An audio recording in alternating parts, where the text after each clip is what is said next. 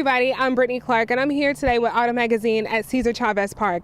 Today we're sitting down with Daniel Truelove to hear a little bit about his story and his clothing line, Truelove Clothing, and how he got to where he is today by following his path in God. So if you were to describe yourself using 3 words, what would it be? 3 words, I think that's kind of difficult to do, but I would have to say definitely very outgoing.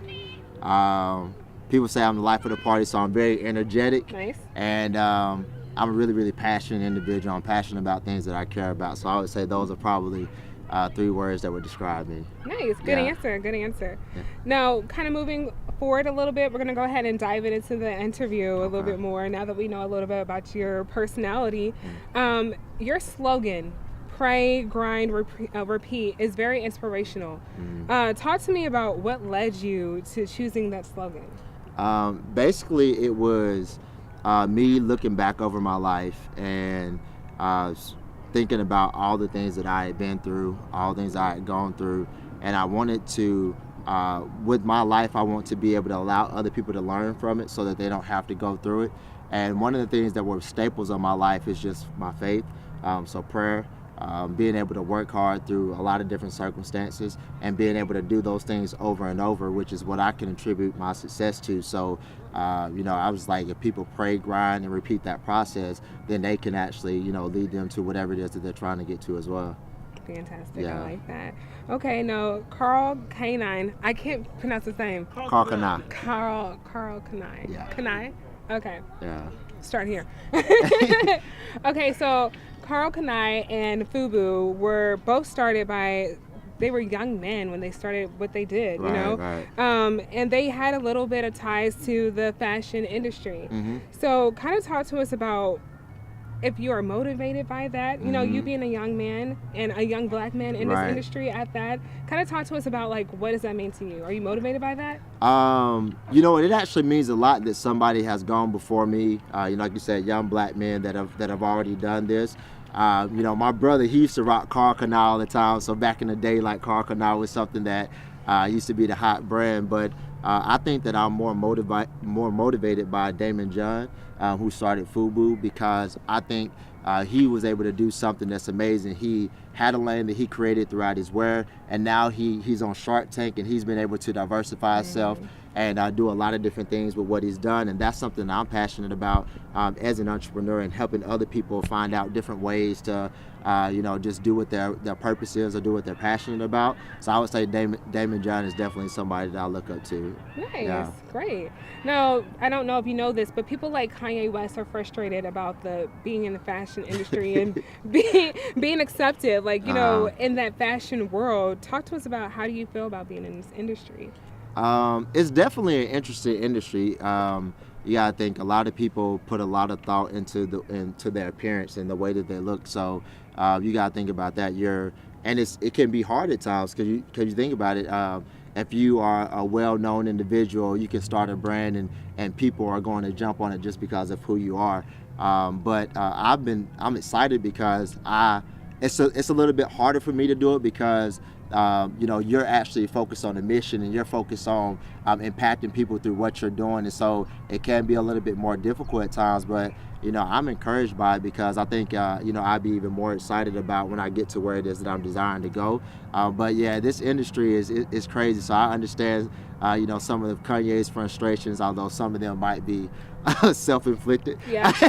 but yeah, man, I definitely understand some of the frustrations that he has, just with just the way this environment is set up, and but yeah. Okay, nice. Talk to me a little bit. This is a little far away. How did you get the motivation for this? Like the clothing line, being in fashion, is this something that you've always been interested in? Oh, heck no. If you you know how Facebook has the time hop? If you were to see my time hop from 5 to 7, 7 years ago, 10 years ago when I was in college, you would definitely see that fashion it wasn't my thing for sure. I don't like those. They show you at the worst periods, huh? Oh yeah. They also show that you've grown a lot. So you was like, I'm not there anymore. Exactly. Which is a good thing. But no, fashion hasn't always been something that I've been into. It was something more so that I got into once I moved out here to Arizona. And not only that, I knew that fashion is something that a lot of people look at. You know, when you see somebody for the first time, you know, you actually look at them, you see what they have on. And I thought that you could actually really make a difference by, you know, having inspiring messages or having a message that you wear that actually can make an impact on that person's day or make an impact with their life or shift things. So it wasn't something I've always been into, but I got into it so I could impact the lives of others. Great. So. It goes a lot deeper than, you know, what's on surface, I guess. Absolutely. That's great. Awesome. Who would you consider your competitors? You know what? That's an interesting question. I don't, you know, I'm in the realm of Christian apparel, so I don't really look at individuals that are doing what I'm doing as competitors, but there are some individuals that are doing something that is similar to what I'm doing. You have Active Faith, which is you know, Stephen Curry. He's the one that partnered with them. You have Risen Apparel. They're actually a nice brand and they're doing things. So there's a lot of different companies that are doing things, but I don't really consider them competitors because ultimately we all have the same goal, and that's to be able to impact the lives of others, to inspire them, to encourage them, to hopefully you know, put their faith in Christ at the end of the day. So you know, so I don't really think we have any. Hopefully we all view it the same way, but I think we would. Perfect. I like that. Okay, now talk to us about who your target consumer is. Who do you try to reach out to? My mission statement is to equip and encourage people to walk in purpose and love. And so my target market is usually individuals that you know, they have a purpose.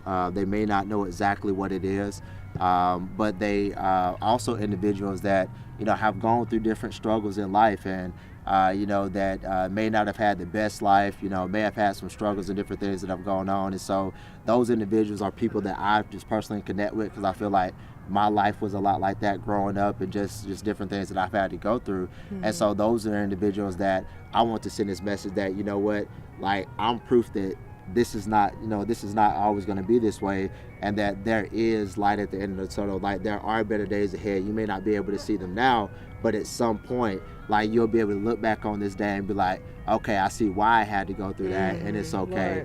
So I would say individuals that are like that are definitely my target customers. So. Perfect. Well, Autumn Magazine chose you to be Man of the Month for the month of April. Okay, and the theme of that month is trust and believing. How has trusting in God allowed you to follow your dream blindly? I mean, it's made the whole difference. I mean, without trust and belief in God, I definitely wouldn't be right here with you all talking about this today. In August of last year, I actually quit my job. I worked in the corporate world for 7 years, and you know, I wanted to be able to go full time with being able to impact the people that I'm desiring to do that. And so trusting and believing in God has been there from day one.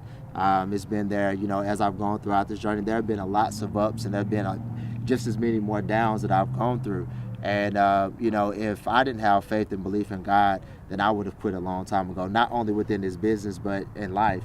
And so God has been the rock of everything that I've gone through, and I just know that without him, you know, I'd definitely be lost. So it's helped me just continue to have the perspective, because I think a lot of times we can get emotional about certain things, you know, and God's perspective is different. It says that, you know, his thoughts are not our thoughts and his ways are not our ways. And so when we trust and lean and continue to seek God for that guidance, we're able to see that, you know, he's actually directing us to go in a certain way. We may not know exactly what it is. When you think of Joseph's story, he had to go through like slavery and all this thing, but he was actually set up in order for him to be able to provide for not only for his family, but for a whole nation of people. And if you think about that, these things that you're going through, you may not see exactly where it's setting you up or who it's connecting you to, but I promise you it's going to send you somewhere, going to place you in a place where you're going to be able to make a difference. And if we view things like that and actually seek God for that type of perspective, you know, then we'd actually see the way that we're going and why we're going that way. So that's what faith, trust, and believing in God has allowed me to do. Is like, everything is not always, you know, sunshine and rainbows, but every day I'm making purpose steps, and I'm okay with that.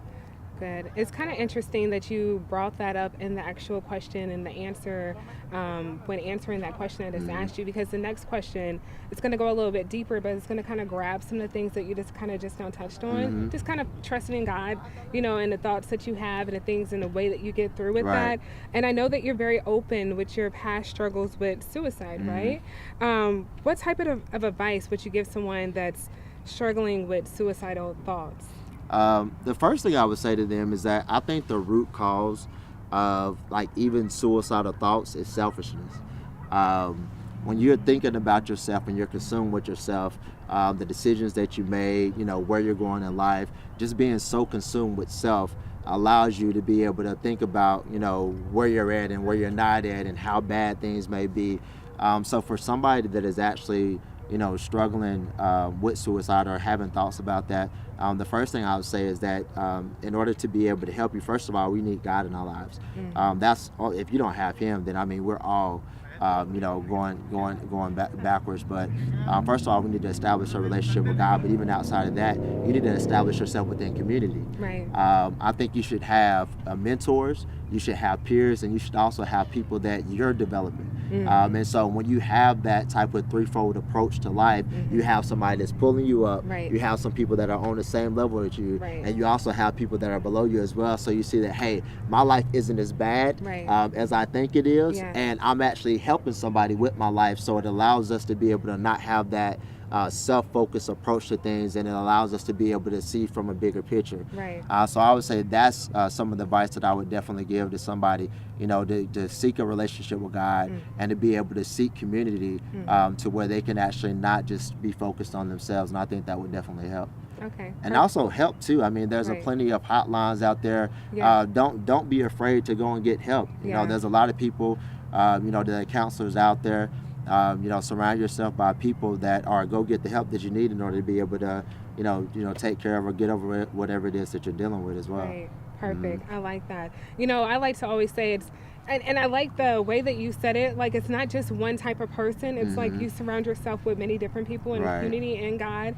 I used to always say it's easier for you to be pulled down to be pulled up. Absolutely. So but being able to have yourself in the middle, in the center of all different type of people and still trusting God, it kind of helps you to stay level, Absolutely. So I love that, what you just said. Now, do you have a favorite scripture or quote that you like to live by?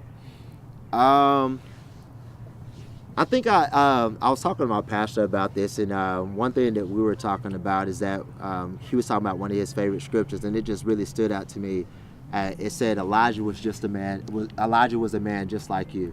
And when we think about what Elijah did, he was able to pray, and fire came down and things like that. And when you think about that, it's like, okay, he was just a man just like you. And we are all, with God, and empower us, we all have the ability to be able to, to do something amazing. We think that somebody that may have made it to this certain place or made it that certain place, that they have some special ability within them.